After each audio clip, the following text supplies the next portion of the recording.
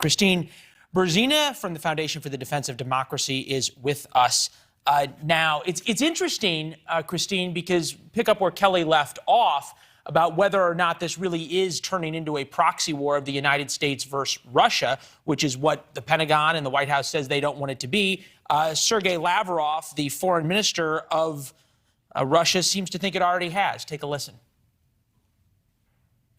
All right. NATO, in essence, is engaged in a war with Russia, he said, through a proxy and is arming that proxy. War means war. I'm not really a big fan of Sergei Lavrov, but it's hard to argue with him, isn't it? Well, I think what's really important to think about here is who President Putin or Sergei Lavrov are talking to. On the one hand, of course, the West, the White House, we are, of course, an audience here. And Russia wants to feel and look intimidating so that people say across the West, oh, maybe the stakes are too high for us to get involved in Ukraine. So there's that audience, which is really important. If you intimidate the voters will not necessarily support the government support of the Ukrainian people. And so that is one thing that this kind of tactic by Sergei Lavrov and Putin could do. A second really important audience is the Russian people.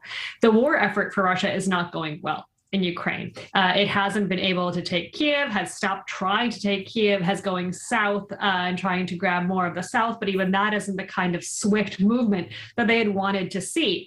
So if Putin is supposed to be a strong man, if his whole appeal to the Russian people is that he is lifting Russia up to the kind of prestige it could have had during the Cold War, it does not look good to lose a war to your small brother neighbor, Ukraine, which is the way that Ukraine is portrayed. If Russia can't take Ukraine, what can Russia do? So I get this, and I keep hearing he has to do this big thing. Yeah, no, Kristine, I hear you, and I keep hearing, off the record and on background, the White House and the Pentagon, everybody else says basically the same thing you're saying. Don't worry about it. It's saber rattling. I'm wondering though, if you know the Russians live by the paradigm, push in with a bayonet. If you hit mush, keep going. If you hit steel, retreat. Have we shown them any steel? Oh, I think what we're doing in Ukraine is absolutely showing that steel. And if you look at the way that the NATO alliance itself is suddenly really getting itself together.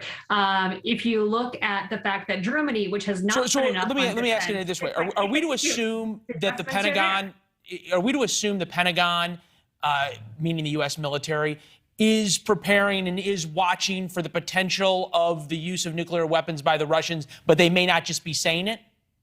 I think that's absolutely the case. I don't think anyone can threaten nuclear war with the U.S. and have people say, yeah, whatever.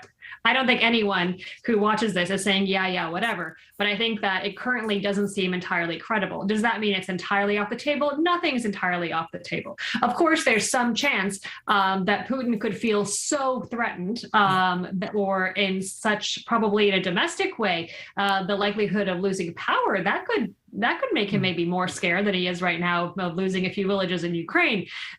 Is there a scenario where things get really strange? Perhaps, but that's not where we are right now. Right now, he doesn't want to lose in Ukraine, and he's trying to make us step away so that he can win there. All right. Well, and in fairness to the U.S. intelligence agencies, they were spot on into the administration about what Vladimir Putin's intentions were. The intelligence in terms of how the invasion would happen and when it happened was spot on. You have to think the intelligence in the attempt to gather intelligence about the nuclear threat is the same from a man who has the largest nuclear arsenal in the world. I only got 30 seconds. The Trevor Reed swap today, obviously happy Trevor's back. Exchanged for a Russian pilot who'd been involved in a drug deal, serving a 20-year sentence. How do you view this happening in light of sort of the other side of the public rhetoric that relations between the United States and Moscow are certainly as low as they have been since the Cuban Missile Crisis? People are talking. If it's possible to make a prisoner swap, it's possible to deconflict and saying, no, we're not actually launching a bomb at you right now. I think that's really important. What this shows us is that there is a practical relationship where it matters, when it matters, between the U.S. and Russia, and I think that should make people feel safer.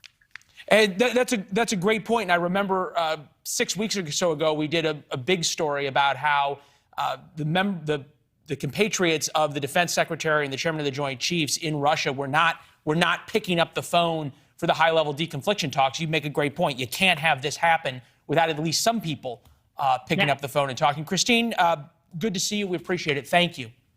Thanks. Yeah, appreciate it. Thanks for watching. Click the red subscribe button below so you can get more of NewsNation's fact-driven, unbiased coverage.